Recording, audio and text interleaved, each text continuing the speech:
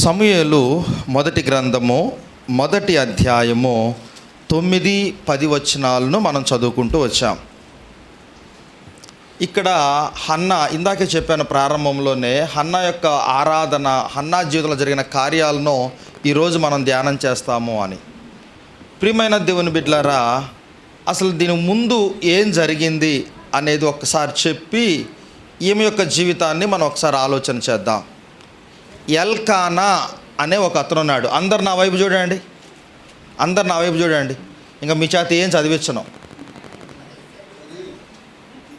చదివించను, నా వైపే చూడండి. చక్కగా నిద్రపోతున్నారు.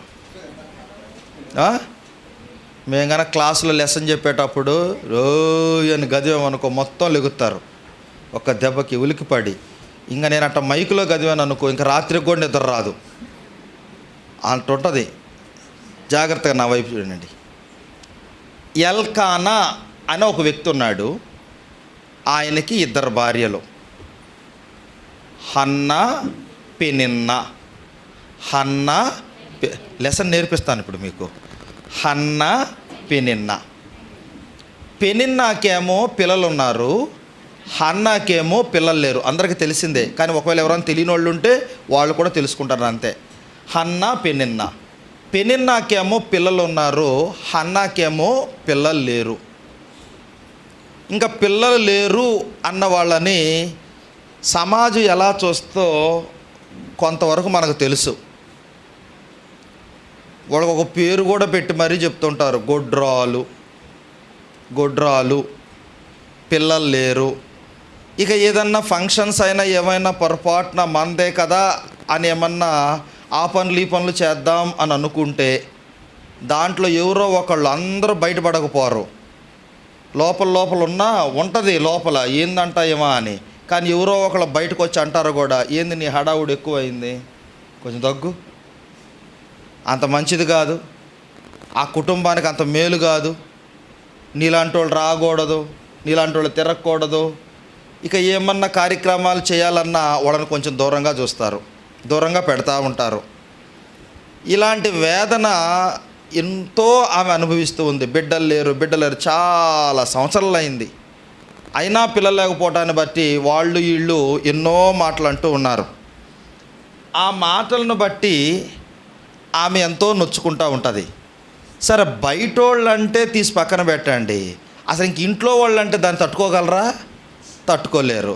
మరి ఇంట్లోనే పక్కన ఇంకొక ఆమె ఉంది, సవితేననేది, సవితి ఆమె ఉంది. ఇప్పుడు ఆమె ఎలా ఉంటుంది, ఒక ఇంట్లోనే ఉంటున్నారు, మళ్ళీ పిల్లలు ఉన్నారు.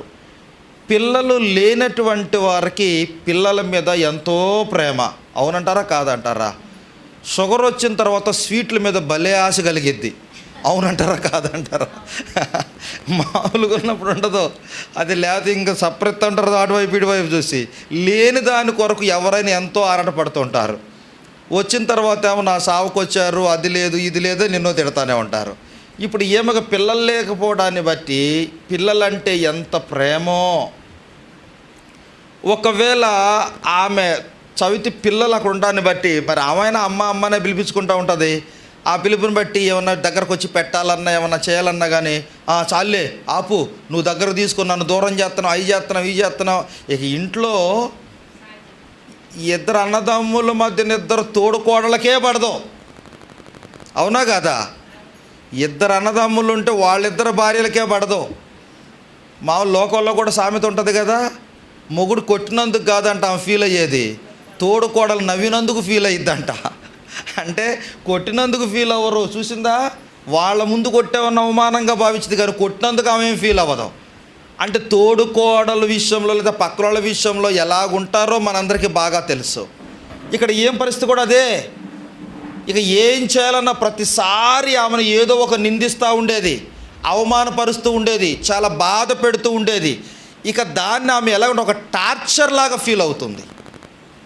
ఒక టార్చర్ లాగా ఫీల్ అయ్యి, నాకు పిల్లలు లేకపోవటాన్ని బట్టే కదా నేను ఇన్ని అవమానాలు పొందవలసి వస్తుంది, నాకు పిల్లలు లేకపోవడాన్ని బట్టే కదా నేను ఇంత బలహీనరాలను అయిపోతున్నాను, పిల్లలు లేకపోవడాన్ని బట్టే కదా సమాజంలో ఒక విలువ లేని దానిగా నేను ఉంటున్నాను.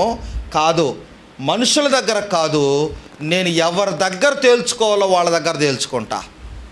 ఎవరి దగ్గర నుంచి పొందుకోవాలో వాళ్ళ దగ్గర నుంచి పొందుకుంటాను అని మనసులో ఒక మంచి తీర్మానం తీసుకొని ఎక్కడికి రావాలి అని ఆమె ఆలోచన చేసిందంటే, నా సమస్యకు పరిష్కారము దేవాలయము, దేవుని సన్నిధి మాత్రమే. భర్తకి ఎన్నోసార్లు చెప్పింది, నాకు పిల్లలు కావాలి. నేనేం చేసేదమ్మా? ఇట్లా అన్నవాళ్ళు చాలామంది ఉన్నారు. యాకోబు ఉన్నాడు, యాకోబుకి 2 భార్యలు, లేయా, ఇంకొక ఆమె పేరు రాహేలు. మాటికి లేయాకు పిల్లలు వస్తున్న, రాహేలకు పుట్టట్లేదు. ఆ పనులు ఈ పనులు అట్టని ఇట్టని చెప్పుకుంటూ చివరికి వచ్చి, నాకు తెలీదు, నాకు ఇట్టి పిల్లలు కావాల్సిందంటే యాకోబు కూడా పిచ్చ కోపం వచ్చి, నేనేమన్నా దేవుడికి ప్రతిగా ఉన్నానా? దేవుని నన్ను అడుగుతావేంది? లోపం నాలోనా నీలోనా? నాలో లోపం ఉంటే అంతమంది ఎందుకు వస్తారు? లోపం నీలో ఉన్నప్పుడు నువ్వే సరి చేసుకోవాలి. అప్పుడు ఇంకిట పెట్టుకొని చూసి ఉంటుంది ఆయన వైపు. మెదలకుండా పోయి ఎవరిని అడగాలో వాళ్ళని అడగాలి, ఎక్కడ దొరకాలో అక్కడ దొరకాలి. ఎక్కడ దొరికింది ఇప్పుడు? దేవుని సన్నిధిలో. ఏమని అలా గదవలేదు, ఏమనైతే తన భర్త అలా గదవలా, చాలా ప్రేమ చూపించేవాడు. ఎంత ప్రేమ చూపించేవాడు అంటే, ఈమె దేవాలయానికి వచ్చి ఏడ్చుకుంటూ అలాగా వెళ్తూ ఉన్నప్పుడు, ఎందుకమ్మా నువ్వు అలాగ ఏడుస్తున్నావు అంటే, ఆమె నన్ను ఎంత టార్చర్ పెడుతున్నావు నువ్వు చూస్తున్నావుగా, నాకు పిల్లలు లేకపోవటాన్ని బట్టి ఎలా చూస్తున్నావో తెలుసు కదా, అర్థమవుతుంది కదా అంటే, భర్త అంటాడు ఆమె ప్రేమతో దగ్గర తీసుకొని, ఎందుకు అలాగ అనుకుంటావు? నేను నిన్ను ఎంత ప్రేమగా చూసుకుంటున్నాను. 10 మంది బిడ్డల కన్నా నేను నీకు ఎక్కువైన వాడిని కానా? నీకేం తక్కువ చేస్తున్నాను? పిల్లలు ఒక్కళ్ళే లేరు. నువ్వు నాకు కూతురు అనుకో, నేను నీకు భర్త, నీ కొడుకును అనుకో, మన ఇద్దరమే ఒకరికొకరు బిడ్డలం అనుకునేవాళ్ళం. నాకు నువ్వు, నీకు నేను, ఎవరు అవసరం ఇంకా? అలా ఇలా నవ్వు ఎంతో ప్రేమతో ఎంకరేజ్ చేస్తూ ఉన్నాడు. నువ్వెన్నాయని చెప్పు, నాకు మాత్రం కొడుకు కావాల్సిందే. ఎంతో ప్రేమ చూపిస్తున్నాడు. అయినా కానీ ఆమె వేదన ఎంతో చెప్పలేనంత. అందుకనే ఆమె ఒక మంచి తీర్మానం తీసుకుంది. ఎక్కడ కూర్చోవాలనుకుంది? వచ్చి దేవాలయంలోనికి వచ్చి దేవుని దగ్గరే నేను తేల్చుకోవాలి అన్న నిర్ణయం తీసుకొని, ఇప్పుడు దేవాలయంలోనికి వచ్చి దేవుని సన్నిధిలో వచ్చి కూర్చొని ఆమె ఏం చేసిందో, ఎలాగ ఆమెకు కావలసినది పొందుకున్నదో, ఆమె ప్రార్థనకు జవాబు రావటానికి కారణాలేంటో ఈ రోజున మనం నేర్చుకోబోతున్నాము. ఇంతవరకు ఉపోద్ఘాతం చెప్పి ఇంకా ఏందో అని చెప్పలా, ఇప్పుడు చెప్పబోతున్నాను. 3 విషయాలు ఆమె జీవితంలో నుంచి మనం నేర్చుకోవాలి. నీవు నేను కూడా అనేకమైన వాటి కోసం ప్రార్థన చేస్తూ ఉండుంటాం. అవి పొందుకోకపోతూ ఉంటే మనలో అసహనం అనేది వస్తూ ఉంటుంది. నేను ఇంతగా ప్రార్థన చేస్తాను, ఇంతగా దేవుణ్ణి అడుగుతున్నాను, ఎందుకు చూడటం లేదు? ఎందుకు నా ప్రార్థన అంగీకరించట్లేదు? ఎందుకు నేను జవాబు పొందుకోలేకపోతున్నాను? ఎందుకు అందరూ నన్ను ప్రశ్నిస్తూ ఉంటే నేను ఇలాగే ఉండిపోవాల్సి వస్తుంది అన్న ఆలోచన నీకు నాకు ఉంటుందేమో. ప్రియ దేవుని బిడ్డలారా, బల్లను సమీపించబోయే లోపే మనలో ఉన్నటువంటి బలహీనతలన్నిటినీ మనం సరిచేసుకొని, ఈమె ఎలాగైతే చేస్తూ వచ్చిందో ఆ విధంగా మనం కూడా చేయగలిగితే, ఆమె ఎలాగైతే పొందుకుందో మనం కూడా అలాగే పొందుకుంటాము. దానిలో మొదటిది ఆమె ఏం చేసింది. మొదటిది ఒకసారి చదవండి మళ్ళీ ఒకసారి. ఇప్పుడు 10వ వచనం. బహు దుఃఖాక్రాంతురాలై వచ్చి యెహోవా సన్నిధిని ప్రార్థన చేయుచు, చాలమ్మ, బహుగా ఏడ్చుచు. అంటే ఆమె చేస్తున్న మొదటిది ఏంటంటే కన్నీటి ప్రార్థన. ఏం చేస్తుందమ్మా? మొదటిది కన్నీటి ప్రార్థన. ఎప్పుడు కన్నీరు వస్తుంది? ఎప్పుడు కన్నీరు వస్తుంది? సమస్య అంబేద్కర్ బ్రదర్ది అనుకోండి, అన్నా నాకు ప్రార్థన చేయి అన్నాడు అనుకోండి, నాకు కన్నీళ్ళు వస్తాయా? ప్రార్థన మాత్రమే చేస్తా. ఆ బాధ ఎవరికి ఉంటుంది? ఆయనకుంటుంది. ఆయన హృదయములో నిండిన దాన్ని బట్టి పెదాలు మాట్లాడును అని దేవుని లేఖనం ఉన్నది. మన హృదయం అంతా దేనితో నిండిపోయి ఉందో దానిని బట్టి మనం ప్రార్థన చేయాలి. అంటే నువ్వు వేదనతో ఉన్నావు అనుకోండి, నీ హృదయ వేదనను బట్టి నీ కళ్ళంటి నీళ్లు కారుతూనే ఉంటాయి. ఇక్కడ ఈమె యొక్క జీవితం కూడా ఆలోచన చేస్తే ఈమె ఎంతో వేదనతో ఉంది, ఎంతో దుఃఖముతో ఉంది, నెమ్మది లేకుండా, సంతోషం లేకుండా ఉన్నది. ఆమె తీసుకున్న గొప్ప తీర్మానం దేవుని సన్నిధిలోకి వచ్చి మోకరించి కన్నీరు కారుస్తూ ఆయన సన్నిధిలో పశ్చాత్తాప హృదయంతో ప్రార్థన చేస్తూ ఉన్నది. ఎలా ప్రార్థన చేస్తుంది? పశ్చాత్తాప హృదయంతో కన్నీటితో ప్రార్థన చేస్తూ ఉంది. నీ సమస్య జస్ట్ అలా చెప్పి వెళ్తున్నావా? నీ హృదయం అంతటిని దేవుని సన్నిధిలో కృమ్మరిస్తున్నావా లేదా జ్ఞాపకం చేసుకో, ఆలోచన చేసుకో. ప్రార్థన అయితే చేస్తున్నావు, ఏదో ఊరక చేయాలి కాబట్టి, చెప్పాలి కాబట్టి, లేకపోతే నేను కూడా ప్రార్థన చేశాను అని జనాలు అనుకోవాలి కాబట్టి నువ్వు కూర్చొని జరిగితే జరిగింది లేకపోతే లేదులే అని ప్రార్థన చేస్తున్నావేమో. ఆ ప్రార్థనకైతే జవాబు రాదు. ఎలాగ ప్రార్థన చేయాలంటే నీ హృదయం అంతటిని ఏం చేయాలంట? కృమ్మరించాలంట దేవుని సన్నిధిలో. నీ అవసరాలను బట్టి కాదు, మొదట నీ హృదయాన్ని కుమ్మరించాలి, నీ స్థితి అంతటిని అక్కడ తెలియచేయాలి. అందుకనే ఇందాక మనం ఆరాధనలో చదువుకుంటూ వచ్చాం. 2వ అధ్యాయంలో ఆమె ఎలాగ పశ్చాత్తాపడిందో అక్కడున్న మాటను బట్టి మనకి ఇక్కడ అర్థమవుతుంది. ఏమని అర్థమవుతుంది? 2వ అధ్యాయము 3వ వచనంలో అంటది కదా, అయ్యా జాగ్రత్తగా వినండి, ఆయన అనంతమైనటువంటి జ్ఞానము కలిగిన వాడు. ఎందుకు అంటే అక్కడ రాయబడిన చూడండి ఒకసారి, యెహోవా అనంత జ్ఞానియగు దేవుడు, ఆయనే క్రియలను పరీక్షించువాడు. తర్వాత ఇకను గర్వముగా మాట్లాడుకుడి. చాలండి. ఆమె ఏమని అర్థం చేసుకుంటుంది? ఏమని అర్థం చేసుకుంటుంది? అక్కడ చదివిన మాటను బట్టి మనకి ఏం అర్థం అవ్వాలి? ఆయన ఏం పరీక్షించేవాడు? ఏం పరీక్షించేవాడు? క్రియలను పరీక్షించేవాడు, మనం చేసే పనులను పరీక్షించేవాడు, మన ఆలోచనను పరీక్షించేవాడు, మన ప్రవర్తనను పరీక్షించేవాడు. నీ హృదయము ఎలాగున్నది? దేనితో నిండుకొని ఉన్నది? దేవునికి ఆమోదయోగ్యముగా ఉన్నదా? సమాజముతో, నీ కుటుంబంలో, నీ భర్తతో, నీ బిడ్డలతో, నీ అత్తమామలతో, నీ తోటి వారితో నీ ప్రవర్తన ఎలాగున్నది?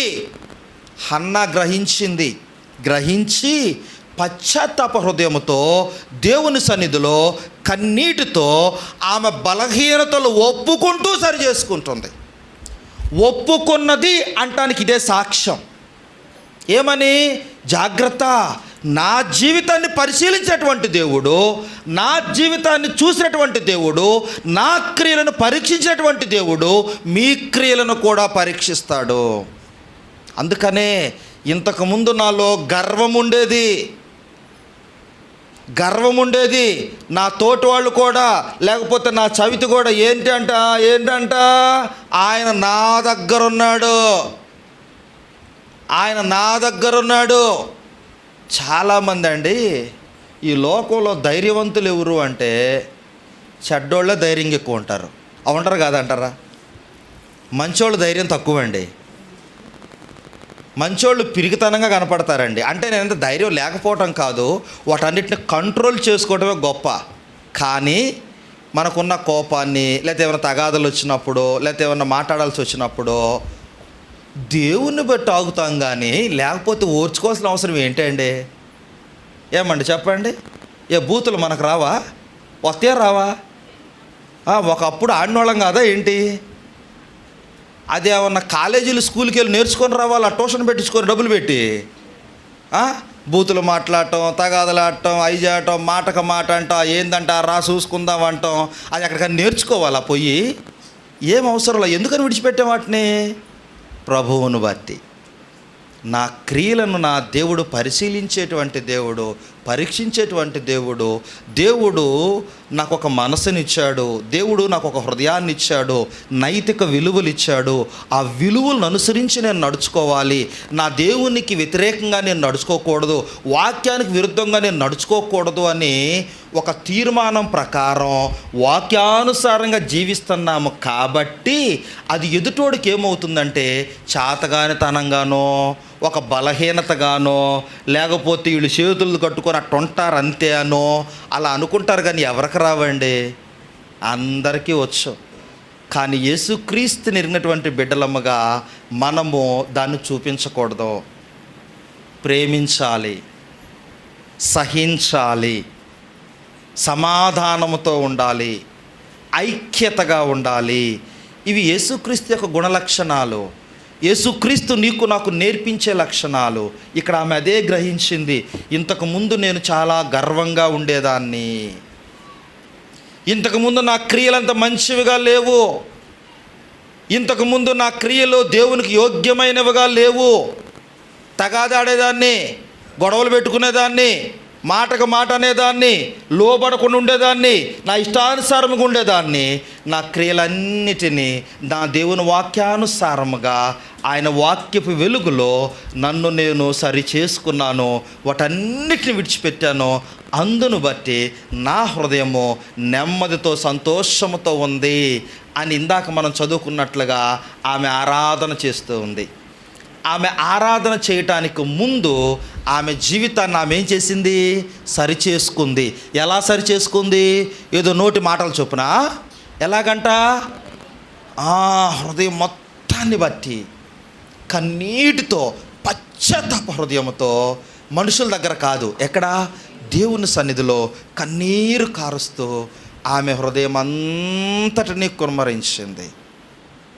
హృదయం అంతటినీ కుమ్మరించింది. అందుకని దేవుని లేఖనంలో ఏమంటో తెలుసా? కీర్తనల గ్రంథము 126 అధ్యాయము 5-6 వచనాలు చదవండి ఒకసారి. కీర్తనల గ్రంథము 126 అధ్యాయము 5-6 వచనాలు. కన్నీళ్లు విడుచుచు విత్తువారు సంతోషగానముతో పంట కోసెదరు. ఎలాగంట? కన్నీటితో విత్తేటువంటి వారంట ఎలా కోస్తారంట పంట? సంతోషగానముతో పంట కోస్తారంట. ఆ తర్వాత పిడికెడి విత్తనములు చేత పట్టుకొని ఏడ్చుచూ పోవుచు విత్తువాడు సంతోషగానముతో పనలు మోసుకొని వస్తారంట. ఇప్పుడు నా వైపు చూడండి, నా వైపు చూడండి. ఎలా విత్తాలంట? కన్నీటితో విత్తేటువంటి వారు సంతోషగానంతో పంటలకు వస్తారంట. ఏడ్చుచు పిడికిడి విత్తనాలు పెట్టుకొని ఏడుస్తూ, అయ్యా నా దగ్గరున్నవి ఇయ్యానయ్యా, ఇదిగో ప్రభు విత్తుతున్నానయ్యా అని కన్నీటితో విత్తుకుంటూ, దుఃఖముతో విత్తుకుంటూ వెళ్ళేవాడు ఎలాగొస్తాడంట?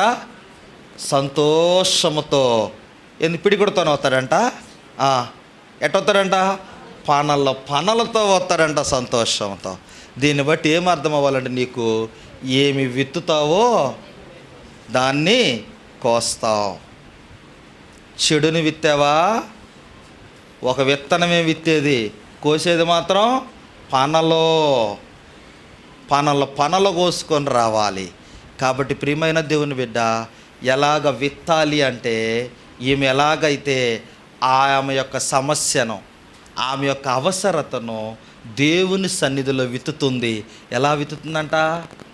కన్నీటితో, పశ్చాత్తాప హృదయంతో తన జీవితం అంతటినీ సరి చేసుకొని విత్తుతూ వచ్చింది. తర్వాత ఆమె యొక్క జీవితము సంతోషగానంతో దేవుణ్ణి ఆరాధిస్తూ ఉన్నది. కాబట్టి ప్రియమైన దేవుని బిడ్డ, నేను నేర్చుకోవాల్సింది మొదటిది, దేవుని సన్నిధిలో నీకేమన్నా సమస్య వస్తే ఎవరి దగ్గర తీసుకురావాలి? అది ఎక్కడికి తీసుకురావాలి? మనుషుల దగ్గర కాదు. మనుషులతో నీ సమస్యలు చెప్పుకుంటే నువ్వు చిన్నదానం అయిపోతావు. ఇంతకుముందు కూడా చెప్పాను నీకు, ఏ సమస్య వచ్చినా ఏమొచ్చినా మనుషులతో అయితే నీ మీద జాలి పడతారు అనుకుంటావేమో, కానీ ఆ తర్వాత నిన్ను హేళన చేస్తారు. కాబట్టి నువ్వు రావాల్సింది ఎక్కడికి అంటే దేవుని సన్నిధికి. దేవుని సన్నిధిలోకి వచ్చి హన్నా ఎలాగైతే కన్నీరు విత్తుతూ దుఃఖముతో తన జీవితాన్ని సరిచేసుకుందో, నీ నా జీవితంలో కూడా ఏమి కావాలని కోరుకుంటున్నామో ఆ సమస్యను వాటన్నిటిని కూడా మన హృదయాన్ని సరిచేసుకొని, వాక్యానుసారంగా సరిచేసుకొని దేవుని సన్నిధిలో విత్తాలి. రెండో విషయాన్ని మీకు జ్ఞాపకం చేస్తూ ఉన్నాను. ఒకసారి చూడండి, 11వ వచనం చదవండి. 11వ వచనం. సైన్యములకు అధిపతి యెహోవా నీ సేవకురాలనైన నాకు కలిగి ఉన్న శ్రమను చూచి చాలండి. ఇక్కడ రెండో వచనం నుంచి రెండో మాట మనం ఏమి తెలుసుకోవాలంటే తనను తాను తగ్గించుకుంటూ ఉంది. ఏం చేస్తుందమ్మా? తనను తాను తగ్గించుకుంటూ ఉంది. ఎవరు? నా వైపు చూడండి. ఎవరు? హన్నా మొదట ఏం చేసింది? కన్నీటితో ఆయన సన్నిధిలోకి వచ్చి విత్తింది. రెండోది ఏం చేస్తూ ఉంది? తనను తాను తగ్గించుకుంటూ ఉంది. ఎలా తగ్గించుకుంటుంది అంటే ఆ ఒక్క వచనంలోనే 3 సార్లు ఏమన్నా తెలుసా? అయ్యా, నీ సేవకురాలనైనా నన్ను జ్ఞాపకం చేసుకో, నీ సేవకురాలైన నా శ్రమను చూడు, నీ సేవకురాలునైనా నాకు దయచేయి అంటే మాటి మాటికి ఏమంటుంది? నీ సేవకురాలు, నీ సేవకురాలు, నీ సేవకురాలు. సరే, దేవుడి దగ్గర సేవకురాలని అంటుందంటే దేవుని దగ్గర తగ్గించుకుంటుందంటే ఓకే. ఆ తర్వాత 11వ వచనం చివరిలో ఆమె దేవుని సన్నిధిలో అలాగే ఏడుస్తూ ప్రార్థన చేస్తూ ఉంటే దైవ సేవకుడు ఏలీ చూశాడు. ఏలీ చూసి అందరూ వెళ్ళిపోయారు. ఆమె వెళ్ళిపోకుండా ఇట్టాను చూస్తాడు ఆమె వైపు ఏం చేస్తుందని. చూస్తూ ఉంటే ఆమె మత్తుగా ఇట్టున్నట్టు ఉంది, పెదాలు కూడా కదపట్లా కనీసం. చూసి ఈవెంత ప్రార్థన చేస్తున్నట్లేదు, ఏం చేస్తున్నట్లేదు, కంపల్సరిగా తాగి వచ్చి ఉంటుంది, మందు తాగి వచ్చి ఉంటుంది అని, బోయ్ లే, ఎంతసేపు మత్తురాళ్ళు అంటూ తాగిన మొఖం మీద వచ్చి తాగిన పోతా ఇక్కడ కూర్చొని చేస్తున్నావు, లే అంటున్నాడు. ఒకవేళ హన్నా కాకుండా మనం ఉంటే ఎవరు తాగుపోతాడు? ఎవరు తాగుపోతాడు? ఎవరు? నేను తాగానా? నువ్వు చూసావా? ఎంత మాత్రం సేవకుడు పోయి తాగుబోతురాళ్ళు అంటావా? ఏందమ్మా అని పలకరచ్చలైతే పిలవాలి, అంతేగాని తాగుబోతాళ్ళు ఏంటి? తాగుబోతాళ్ళు ఎట్ట కనపడుతున్నాను నీ కళ్ళకి? నేను తాగుబోతాళ్ళ కనపడుతున్నావా? ఎన్ని అంటామో కదా. సేవకుడు అని కూడా చూడం. సరే, సేవకుడు తీసి పక్కన పెట్టరు, సేవకుడు అయితే మాత్రం అనాలా ఏంటి? మనం అంటాం, కంపల్సరీగా అనుకుంటాం. పక్కన వాళ్ళు కూడా ఎంత మాత్రం సేవకుడు మీ ప్రార్థనకు వస్తే మాత్రం అన్ని మాటలు అంటారు ఏంది ఆ మాట తప్పు కదా, ఏమో నాకు కూడా ఇష్టం లేదు, ఏమో మళ్ళీ ఇంకొక 2 ఆజ్యం పోసిద్ది అక్కడ. ఆయన ఏదో పొరపాటున అన్నాడు అనుకోండి, ఎవరైనా మనుషుల మీద సహజంగా గబక్కన ఒక మాట వస్తుంది అనుకోండి, అనకూడదు. ఒకవేళ పొరపాటున వచ్చింది అనుకోండి, సరే ఏదో అన్నాడు కదా అమ్మ అని పక్క నుండి అమ్మ పొరపాటున అన్నాళ్లే, ఏదో గబక్కన అన్నాళ్లే అంటాం కాదు. ఏమో నాకు నువ్వు కాబట్టి పడ్డా, నేనైతే పడ్డమ్మా. అసలు ఏందది ఏంది ఆ మాటలు అసలు ఎన్ని ఆజ్యం పోసి మరి దాన్ని అలా చేస్తాము. కానీ ఆమె ఏమంటో తెలుసా? అయ్యా, నీ సేవకురాలనైన నన్ను తప్పుగా అనుకోవద్దయ్యా. యాక్చువల్గా అంత ప్రాధాయపడాల్సిన అవసరం ఉందా? తప్పుడు మాట మాట్లాడద్దు, నేను తాగలా అని కూడా అంటున్నామా? తప్పుగా మాట్లాడద్దు, నేను తాగిరాలా, ప్రార్థన చేస్తున్నా అని కూడా అనలా. ఏమంటుంది?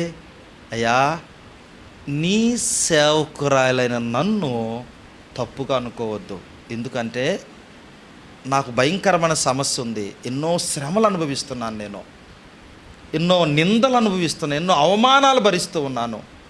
ఇవన్నీ కూడా నా దేవుని సన్నిధికి వచ్చి నా దేవుని సన్నిధిలో కృమ్మరిస్తే దేవుడే నాకు ప్రతిఫలాన్ని ఇస్తాడు అని ఆశ కలిగి దేవుని సన్నిధిలో నా హృదయం అంతటినీ కుమ్మరిస్తున్నానయ్యా.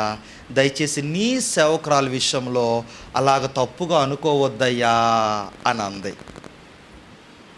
అంటామా? మనం అంటామా? అందుకే పొందుకోవట్లా. అంటామా? అంటాం. అందుకే మన ప్రార్థన జవాబు రావట్లా. కానీ ఏమేం చేస్తూ ఉంది చూడండి, గమనించండి. ఆమె జీవితంలో మనం నేర్చుకోవాల్సింది, ఏడుస్తూ ఉంది. రెండోది, తనను తాను ఏం చేస్తుందమ్మా? తగ్గించుకుంటుంది. ఎంతగా అంటే ఆమె మళ్ళీ తర్వాత మాట చెప్పింది, సాక్ష్యం ఆరాధన చేస్తుంది. గర్వంగా ఉండొద్దు, నేను గర్వంగా ఉన్నా. పొగరబట్టిన మాటలు మాట్లాడొద్దు, కింద ఉంది నేను అట్ట మాట్లాడొచ్చా. ఇష్టానుసారంగా జీవించొద్దు, నేను అట్ట జీవించొచ్చా. ఇవన్నీ దేవుడు చూస్తాడు అని ఆమె ఆరాధనలో చెప్తా వచ్చింది. అంటే ఆమె చేసింది ఒప్పుకొని నేను ఇలా చేశాను, మీరు చేయొద్దు అంటుంది. అంటే ఇప్పుడు ఆమె తను ఎంత తగ్గించుకుందో అర్థమైంది కదా. ఎలా తగ్గించుకుంది? ఆ మొదటి నుంచి ఆ స్థితి అది కాదు, రెబల్గా ఉండేది. మొత్తాన్ని విడిచిపెట్టేసి తనను తాను తగ్గించుకుంటూ వచ్చింది. మన జీవితాలు ఎలాగుంటున్నాయి? మన జీవితాలు ఎలాగుంటున్నాయి? ఎవరన్నా ఒక మాట అన్నారనుకో, ఎందుకన్నా? అసలు ఇంకా కొంతమంది అంటారు, ఆ డైరెక్ట్ చెప్పడం కూడా వాళ్ళు చెప్తారు, నేను చెయ్యని దానికి నా మీద నిందేస్తే నేను ఒప్పుకోను. చేస్తే అనాలి కానీ చేయకుండా అనేది ఏంటి? చేస్తే ఇంక అనేది ఏంది? చేసావుగా. చేస్తే అనేది ఏంటంటే ఇంక ప్రత్యేకంగా తప్పు చేసావు కూడా పనిష్మెంట్ అనుభవించాల్సిందే. కానీ దేవుని విషయం ఏమన్నా ఎలాగుండాలి? నువ్వు చెయ్యకపోయినా, ఏమన్నా నిందలేసినా ఏం చేయాలి? భరించాలి, సహించాలి. యేసుక్రీస్తు దగ్గరకు వచ్చిన తర్వాత నీలో నాలో ఉండాల్సిన గుణలక్షణం అదే. యేసుక్రీస్తు పాపం చేశాడు కాబట్టి బాప్తీసం తీసుకున్నాడా? పాపం చేశాడు కాబట్టి సిలువెక్కాడా? ఏం చేశాడు? ఏం చేయలా. అన్నిటినీ ఓర్చుకున్నాడు, అన్నిటినీ తాళుకున్నాడు, అన్ని శ్రమలు, అన్ని నిందలు అన్నిటినీ ఓర్చుకున్నాడు. అందుకనే నా జీవితం కూడా ఎలాగుండాలి? తగ్గింపు జీవితం ఉండాలి. ఈ సంవత్సరం మన సంఘ వాగ్దానం కూడా అదే. ఆయన ఏం చేస్తూ వచ్చాడు? తను తాను తగ్గించుకుంటూ వచ్చాడు. తను తాను తగ్గించుకుంటూ వచ్చాడు. ఎంతగా అంటే సిలువ మరణము పొందునంతగా.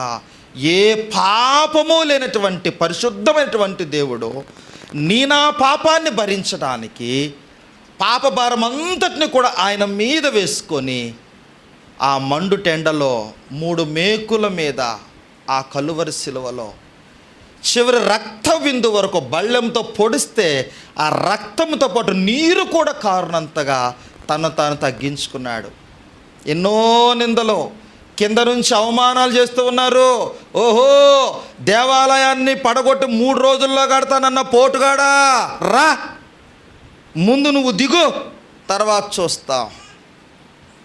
ఈయనైనా దయ్యాలను పరిగెత్తిచ్చినాడు, రా నువ్వు పరిగెత్తిరా అంటున్నారు. పక్కన దొంగ అంటున్నాడు కదా, ఎందుకు ఈ పరిస్థితి నీకు? నువ్వు కూడా రక్షించుకొని మమ్మల్ని కూడా రక్షించరాదా? ప్రియ దేవుని బిడ్డలారా, ఎన్ని అవమానాలు, ఎన్నో నిందలు, చివరికి మరణించే సమయంలో కూడా ఎన్నో నిందలు అనుభవిస్తూ వచ్చాడు. ఎంతగా దేవాతి దేవుడు తను తగ్గించుకున్నాడో గమనిస్తున్నావా?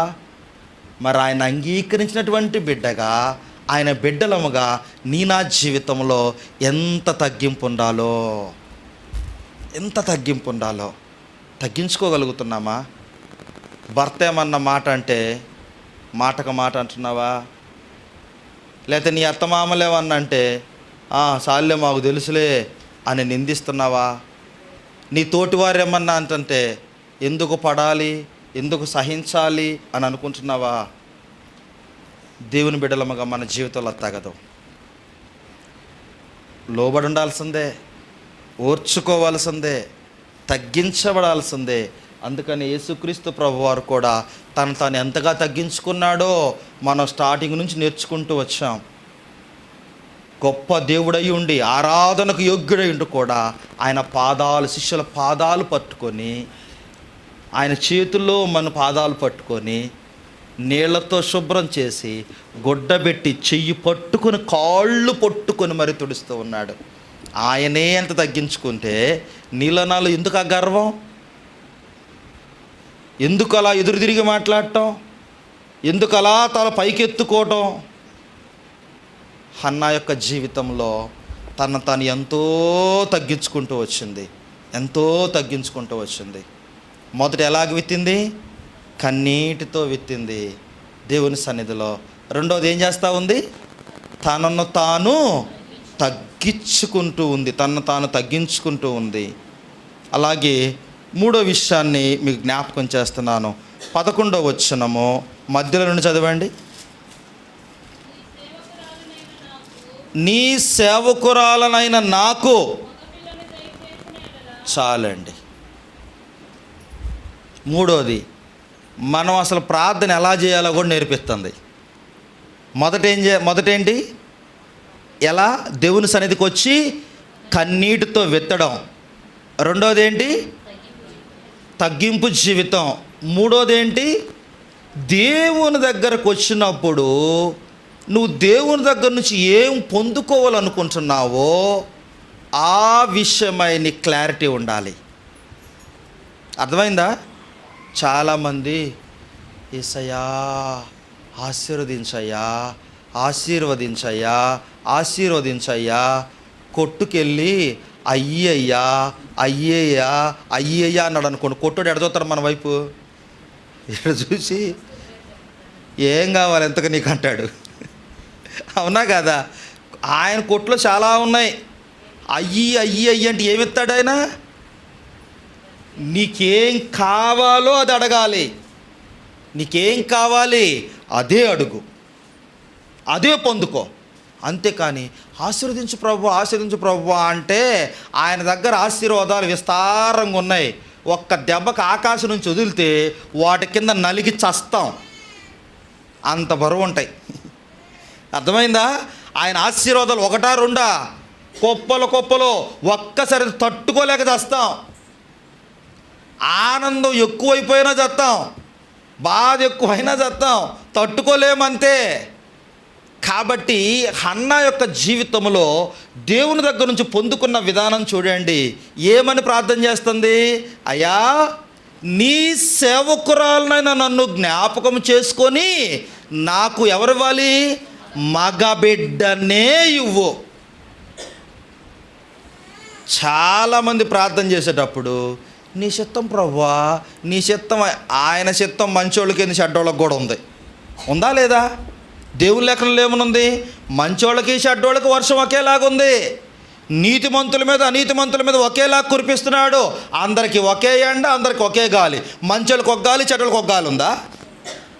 మరి ఆయన చిత్తం ఎప్పుడు నెరవేరుద్ది? అంతేగాని చాలామంది ప్రార్థన చేసేటప్పుడు నీ చిత్తం అయ్యా. చాలామంది చూస్తాను, ప్రార్థన చేసుకోమ్మా, మరి ప్రెగ్నెన్సీ కోసం ప్రార్థన చేసా, దేవుడు గర్భఫలాన్ని ఇచ్చాడు, ఎవరు కావాలి అడగండి అంటే ప్రభు చిత్తం. గర్భం రాకముందు చెప్పు ప్రభు చిత్తం అని చూతావా? గర్భం వచ్చింది కాబట్టి ఎవరో ఒకళ్ళలే, అమ్మాయి అయినా పర్లే అబ్బాయి అయినా పర్లేదు కాబట్టి ప్రభు చిత్తం అంటారు. ఒకవేళ గర్భం రాకపోవడం కూడా ప్రభు చిత్తం అయితే ఏం చేస్తా? ఏడవా? నేను అడిగిన క్వశ్చన్ అర్థమవుతుందా? ఒకవేళ గర్భం రాకుండా ఉండడం కూడా ప్రభు చిత్తమే అయితే ఉంటావు అట్టానే? ఏం చేస్తా? అయ్యా ఇవ్వయ్యా ఇవ్వయ్య అని అడగమా? అట్టా ఇది కూడా అడుగు. నేనైతే అడిగా. చూస్తున్నారుగా మా అమ్మాయిని, ఎన్నిసార్లు చెప్పుకుంటానో సాక్ష్యాన్ని. ఆడపిల్లే అంతే, ఇచ్చాడు దేవుడు, పొందుకున్నాను. అలాగే అంటే నేను ఎందుకు చెప్తాను, నేనేదో గొప్ప ఉండని చెప్పట్లేదు, ప్రభు కృప చూపిస్తాడు అంటున్నాను అంతే. మన గొప్పతనాన్ని బట్టో, మన మంచితనాన్ని బట్టో, మన ప్రార్థనా జీవితాన్ని బట్టో కాదు. దేవుడు నీకేం కావాలో అది అడగండి అంటున్నాడు. ఈమె జీవితం నుంచి అదే మనం నేర్చుకోవాల్సింది. హన్నా ఏమని ప్రార్థన చేస్తుంది? ప్రభువా నీవు నాకు మగబిడ్డనే ఇవ్వు. ఆ మగబిడ్డని ఇస్తే ఆ బిడ్డని ఎలా పెంచుతానో కూడా దేవుడి దగ్గర చెప్పేస్తుంది. నీకే ప్రతిష్ఠిస్తాను ప్రభువా, నీకే అప్పగిస్తాను ప్రభువా, నీ సన్నిధిలోనే ఉంచుతాను ప్రభువా, నా ఇంటికి కూడా తీసుకొని పోను ప్రభువా. అబ్బా దేవుని దగ్గర ఎంత తీర్మానం కలిగి ఉందో చూడండి. ఆమె దేవుని విషయంలో ఎంత ప్రణాళిక కలిగి ఉందో చూడండి. దేవుని దగ్గర నుంచి ఆమె పొందుకునే క్రమాన్ని చూడండి. ఒక ఆర్డర్లో తెస్తుంది ఆమె. ఎలాగా? తన కన్నీటందరినీ దేవుని సన్నిధిలో పెట్టింది, పశ్చాత్తాపడింది, సరిచేసుకుంది, తనను తాను తగ్గించుకుంది. ఆ తరువాత అంటుంది కదా, నీవు నాకు ఎవరినిస్తావు? మగపిల్లోడినే ఇవ్వయ్యా. ఆ మగపిల్లోడిని కూడా ఇలాగ పెంచుతాను ప్రభువా, నీకే ఇస్తాను ప్రభువా అని ఇలాగ ప్రార్థన చేస్తుంటే ఎవరు ఫ్లాట్ అవ్వకుండా ఉంటారండి? తను తాను సరి చేసుకొని, తను తాను తగ్గించుకొని, ప్రభువా నువ్వు పొరపాటు నాకు ఈ బిడ్డని, పొరపాటును కూడా కాదు, నువ్వు నాకు ఈ బిడ్డని ఇచ్చావనుకో ప్రభువా, ఇది ఇలాగ పెంచుతానయ్యా అన్నావు అనుకో, దేవుడు ఊరుకుంటాడా? ఊరుకుంటాడా? ఇప్పుడు మన పిల్లలు మన దగ్గరకు వచ్చి వాళ్ళకి ఏమన్నా కావాలంటే, సపోజ్ మా అమ్మాయే ఉండి నా దగ్గరకు వచ్చి నన్ను ఆటేసుకొని 2 ముద్దులు పెట్టి ఐడారి ఈడారి అని గబక్కున మాట అన్న చాడి అంట తిట్ట కొట్టుకొని, చాడీ అంటది. అసలు ఇంకా సారీ అనంగులో నా అబ్బాయికి ఎంత ఆనందం వేస్తుంది, అమ్మో అని వాటేసుకొని ఆచ్చ అంటది, అంటే బయటకు పోదాం అంటది. బండిది తాళాలు ఎక్కడ ఉన్నాయి, ఏదే ఎందుకు చిన్న పిల్ల అంటే నేను ప్రేమించిన నా బిడ్డ చేసిన దాన్ని బట్టి నన్ను క్షమాపణ అడిగి నాకు ముద్దు పెట్టి కృతజ్ఞత చూపించి అక్కడికి పోదామంటే ఆగుతానా? ఆగం కదా ఎవరం. అట్లాంటిది మనలోనే ఇంత ఎఫెక్షన్ ఉంటే మరి దేవుడికి మన మీద ఎంత ఎఫెక్షన్ ఉంటుంది, దేవుడికి మన పట్ల ఇంకా ఎంత ప్రేమ ఉంటుంది? అవునంటారా కాదంటారా?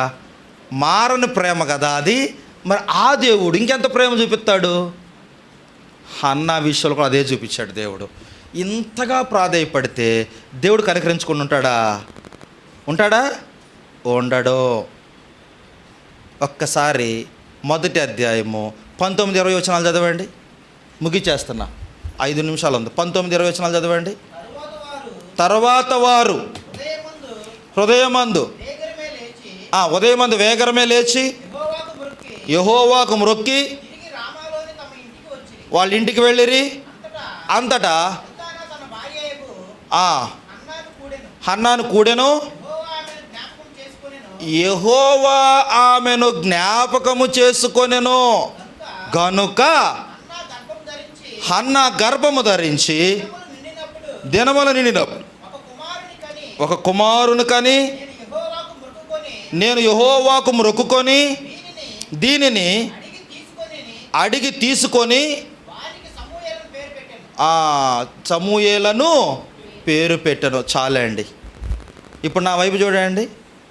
అంతగా దేవుని సన్నిధిలో ప్రార్థన చేసి ఏడ్చి సరి చేసుకొని తగ్గించుకొని అలాగ దేవుని దగ్గరకు వస్తే దేవుడు ఇవ్వకుండా ఉంటాడా దేవుడు? ఉండడు. అది దానికి సాక్ష్యం. 19-20 వచనాలు.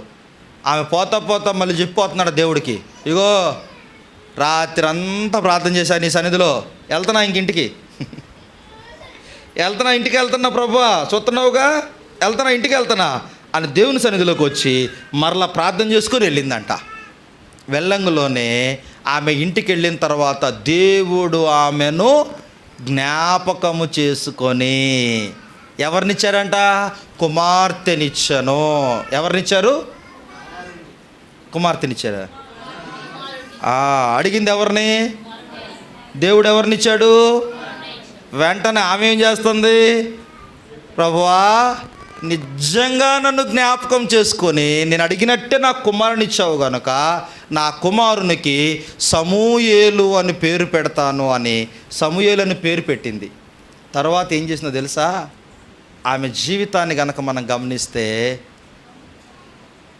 తర్వాత సంవత్సరం భర్త మందిరానికి వెళ్దాం అన్నాడు. నేను రాను నువ్వు అంది. అదేంది, పిల్లనిచ్చాడుగా మర్చిపోయావా దేవుణ్ణి? చిచ్చి, నేను దేవుని సన్నిధిలో ఒక తీర్మానం తీసుకొని వచ్చా. ఏమని? మరలా తిరిగి నేను నా బిడ్డతో దేవాలయంలోనికి వస్తాను, వచ్చిన తర్వాత నీకు ప్రతిష్ఠించి నేను వెళతాను కానీ నాతో తీసుకెళ్ళను అన్నా. ఇంకా బిడ్డ పాలు మానిపించి తీసుకొచ్చి ప్రభు సన్నిధిలో అప్పగిస్తా. సరేనమ్మా, నీ ఇష్టం, దీంట్లో పెద్దగా నా ప్రమేయం లేదు, నువ్వు దేవుడి దగ్గర పొందుకున్నావు, దేవుడే ఇచ్చాడు, దేవుడికి ఏం చేస్తావో నీ ఇష్టం అన్నాడు భర్త. తర్వాత సంవత్సరం పిల్లోడు పాలు విడిచిన సంవత్సరాన్న ఏదైతే దేవుని సన్నిధిలో తీర్మానం తీసుకున్నదో ఆ తీర్మానాన్ని జ్ఞాపకం చేసుకొని ఆ బిడ్డను తీసుకొని దేవాలయంలోనికి వచ్చి మోకరించి ప్రార్థన చేసి దేవుని స్తుతించి సేవకుడిని పిలిచి ఆ సేవకుడితో చెప్తుంది, అయ్యా, ఇంతకుముందు బిడ్డ కొరకు ప్రార్థన చేసి ఏడ్చినటువంటి స్త్రీని నేనే. నా ప్రార్థనను బట్టి దేవుడు నా మనవిని ఆలకించి నన్ను అంగీకరించి నాకు ఈ కుమారునిచ్చాడు. ఈ దినము నుండి నా కుమారుడు యెహోవాకు ప్రతిష్ఠితుడు, దేవుని సేవకుడుగా నీ దగ్గరే ఉంటాడు అనంగులోనే ఆ బాలుడు కూడా ఆ సేవకుని ఇతర సాష్టాంగ నమస్కారం చేశారంట. అబ్బా, ఎంతగా పెంచిందో. మనము వందనాలు చెప్పు అన్నాడు అనుకో, వాడికి అసలు చబ్బుద్దైతే చూద్దాం, లేకపోతే లేదు. అవునా? ప్రైజ్లాడు చెప్పు, ప్రైజ్లాడు చెప్పు. ఆ పిల్లోడికి సమయాలకు ప్రైజ్లాడు చెప్పు, ప్రైజ్లాడు చెప్పు అందా వాళ్ళమ్మ. ఈ బిడ్డ దేవుని కొరకు ఇచ్చిన నేనే అనంగులోనే ఎవరమ్మా ఆ బిడ్డ ఏనైనా అనే లోపు ఈయన కాళ్ళ మీద పడి ఉన్నాడు. చిన్న పిల్లోడే, 2.5 years బేబీ. ఓహో, అది బయటికి వెళ్ళిపోయింది, రోడ్డు మీదకి వెళ్ళిపోయింది. 2.5 సంవత్సరాలకే కాలబడాలి. వీళ్ళనేమో ఆపలేకపోతున్నాం. అక్కడ చూస్తేనేమో మోకాళ్ళు లేచి సాష్టాంగ నమస్కారం చేస్తున్నాడు. అబ్బా, ఆ తల్లి ఎంతగా పెంచిందో ఆ సంవత్సరం 2 సంవత్సరాలు. పాలుతో పాటు దేవుని వాక్యాన్ని కూడా పెంచుంటుంది, నేర్పించుంటుంది. దేవుని సన్నిధిలో ఎలాగ ఉండాలో, ఎంత క్రమంగా ఉండాలో, దైవ సేవకులు కనపడ్డప్పుడు ఎలాగ గౌరవించాలో, ఎలాగ ప్రేమించాలో, ఎలాగ లోబడాలో, ఎలాంటి స్థితిలో ఉండాలో బిడ్డకి సమస్తము నేర్పించింది. ఆ నేర్పించి తీసుకొచ్చి దేవుని సన్నిధిలో వదిలిపెట్టి మరలా ఇంటికి వెళ్ళిపోయింది. చేయగలమా మనం అలాగా? ప్రభువా నాకు అంత ఇస్తే నీకు ఇంత ఇస్తానయ్యా అంటాం. ఇచ్చిన తర్వాత ఈసారి ఇచ్చిన దాంట్లో చూద్దాంలే, ఈసారి చూద్దాంలే, వచ్చే నెలలో చూద్దాంలే, వచ్చే సంవత్సరం చూద్దాంలే. ఏంటి మనం ఇచ్చేది, మనం పొందుకునే చిన్న చిన్న వాటి విషయంలోనే. కానీ ఆమె నిందను పోగొట్టినటువంటి కుమారుడిని కూడా దేవుని సన్నిధిలోకి తీసుకొచ్చి నిర్దాక్షిణ్యంగా వదిలిపెట్టి అక్కడి నుంచి వెళ్ళిపోయింది. సంతోషంతో వెళ్ళిపోయిందంట, బాధతో కూడా కాదు, సంతోషంతో వెళ్ళిపోయింది. ఆ తర్వాత 2వ అధ్యాయంలో మీరు చదువుకుంటే గొడ్రాలు అన్న ఆమె యొక్క జీవితంలో దేవుడు మరలా ఆమెను జ్ఞాపకం చేసుకొని 3 కొడుకుల్ని 2 కూతుర్ని ఇచ్చాడు. హల్లెలూయా. ఎంతమందిని ఇచ్చాడు? సమూయేలుతో ఆగిపోలా, ఆశీర్వాదం సమూయేలుతో ఆగిపోలా. సమూయేలుకు 3 తమ్ముళ్ళు 2 చెల్లెళ్ళు. ఇప్పుడు మొత్తం ఎంతమంది? అది దేవుని దగ్గర నుంచి పొందుకునే ఆశీర్వాదం. అంటే నువ్వు ఏం కావాలో నీవు అడిగితే దానితో పాటు నీకు ఏమి అవసరమో వాటిని సమకూరుస్తాడు. కానీ నీవు అడగాలి, నువ్వు పొందుకోవాలనుకున్న దాని విషయంలో నీవు ఖచ్చితమైనటువంటి నిర్ణయాన్ని కలిగి ఉండాలి. ఏం కావాలో అది, ఏం కావాలో అది కావాలి. నీ కుమారుడికి ఉద్యోగం కావాలా? ఏ ఉద్యోగం? ఏదో ఒకటి అంటావా? ఏదో ఒకటి కూడా ఉద్యోగం అని నువ్వు ప్రార్థన చేయాల్సిన అవసరం ఏముంది? చదువుకున్నాడు కాబట్టి ఎప్పుడొకప్పుడు వచ్చింది. అది కాదు. నువ్వు ఏమవ్వాలి? బ్యాంక్ ఆఫీసర్ అవ్వాలా? ప్రభా ఊహించుకో, నీ కొడుకుని బ్యాంక్ ఆఫీసర్గా టక్ చేసి షూ వేసుకొని మన చేతిలోదే ఊహ, మన చేతిలోదే కదా ఊహ. ఆమె అలాగే ప్రార్థన చేస్తుంది, ప్రభువా నీ సన్నిధిలో నా కుమారుడు నుంచి పోతాను, సేవకుడు ఎలా ఉండబోతున్నారో కూడా చూస్తుంది. ఆమె నీ సేవకే ఉంచుతానంటుంది. అలాగే నీ కొడుకు ఏమవ్వాలనుకుంటున్నావు? మంచి ఆఫీసర్ అవ్వాలనుకుంటున్నావా? ఊహించుకొని ప్రార్థన చేయి. మంచి గవర్నమెంట్ జాబ్ ఉండాలనుకుంటున్నావా? ఊహించుకొని ప్రార్థన చేయి. డాక్టర్ అవ్వాలనుకుంటున్నావా? మెడలో చెత్తస్కోప్ వేసి ఊహించుకొని ప్రార్థన చేయి. తప్పేముంది? మన ఊహేగా, మనం ప్రార్థన చేస్తాం. ప్రభువా నా బిడ్డని ఇలా చూడాలనుకుంటున్నావు, ప్రభువా నీ క్లారిటీ ఉండాలి. నీ క్లారిటీ ఉండాలి. ఏం అడుగుతున్నావు దేవుని దగ్గర? ఏం కావాలనుకుంటున్నావు? ప్రభువా ఒక ఇల్లు కావాలయ్యా. ఏ ఇల్లు అయినా పర్లేదా? అయితే పూరి కూడా చెప్తాడు, వద్దు డబుల్ బెడ్రూము ప్లాన్ వేసేయి. బెడ్రూమ్ ఇలాగుండాలి, ఈ బెడ్రూమ్ ఇలాగుండాలి, హాల్ ఇలాగుండాలి, కార్ పార్కింగ్ ఇలాగుండాలి, బాత్రూమ్ ఇలాగుండాలి అన్న. మరీ ఆశ ఎక్కువ అంటే ఆశ కాదు, ఆశీర్వాదం కొరకు మనం ప్రార్థన చేస్తున్నాం అంతే. నాకైతే డూప్లెక్స్ ఇల్లు కట్టాలని ఉంది, ప్రార్థన చేస్తా ప్లాన్ వేసి. ఇప్పుడే కదలే, మా అబ్బాయిలు కూడా ఉద్యోగం స్టార్ట్ అయిన తర్వాత కన్ఫామ్గా మా అబ్బాయి కూడా అదే చెప్పారు, రే మన డూప్లెక్స్ హౌస్ కట్టాలరా, వేసాను ప్లాన్ ఆల్రెడీ. మీరు అనుకుంటున్నారేమో, అంటే నేను చెప్పేవన్నీ మీకు కొంత నవ్వు రావచ్చేమో, నాకైతే తెలియదు. కానీ నా జీవితంలో అనుభవం అది. నేను చాలాసార్లు చెప్పి, 1 2 సార్లు కాదు, 1 2 కూడా కాదు. పాల్ యాంగిషో గారు బుక్ చదువుతున్నప్పుడు ఎన్నిసార్లు చెప్పుంటాను నేను ఇది.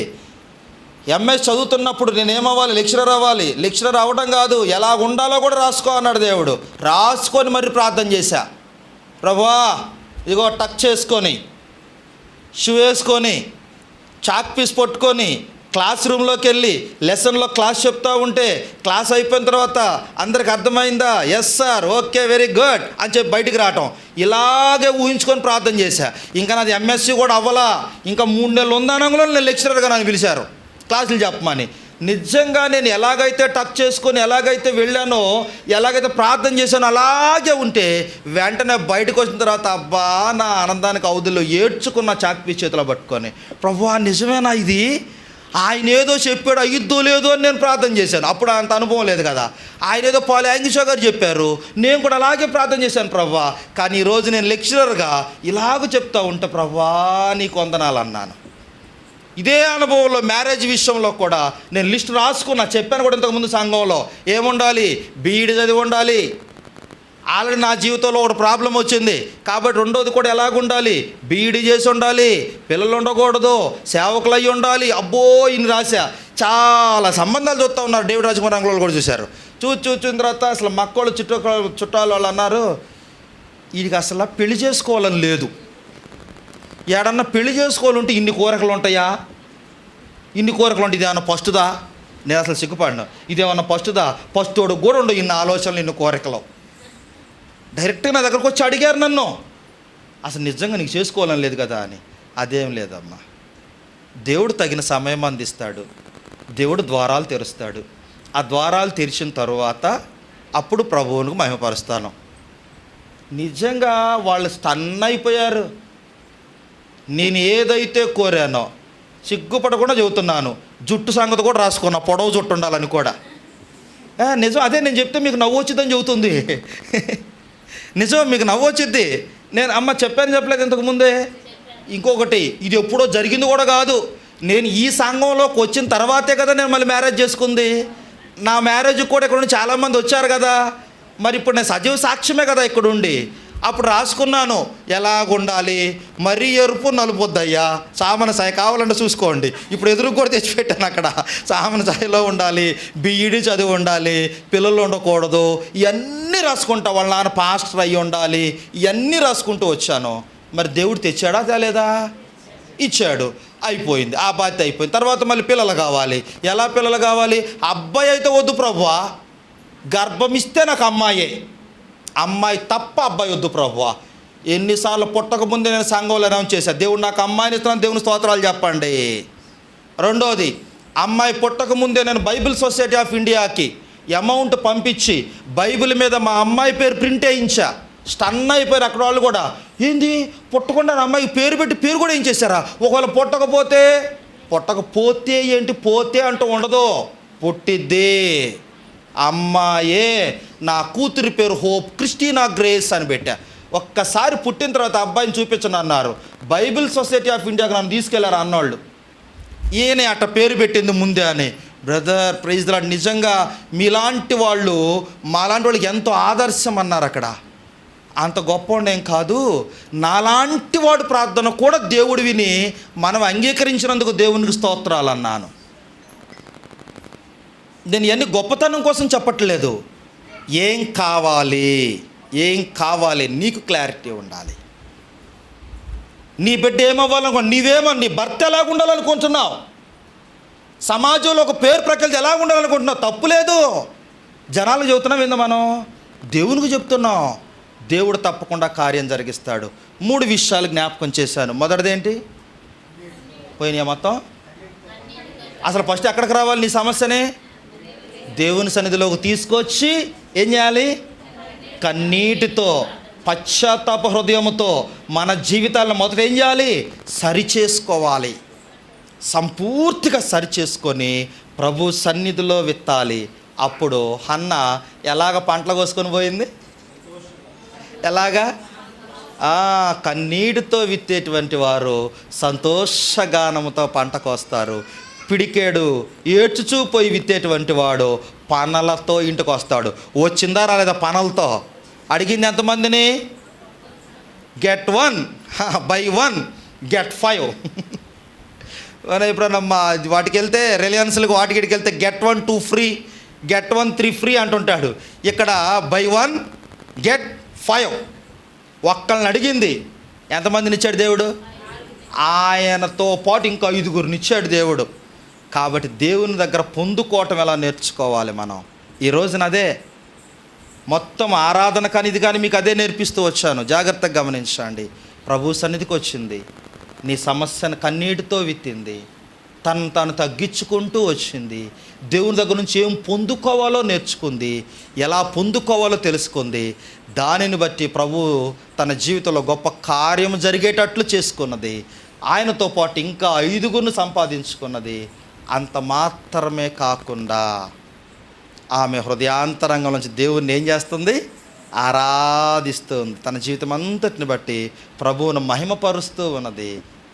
కాబట్టి మన జీవితాల్లో కూడా అలాగ వర్ధిల్లులాగున ప్రభు కృప చూపించునుగాక. ఆమేన్.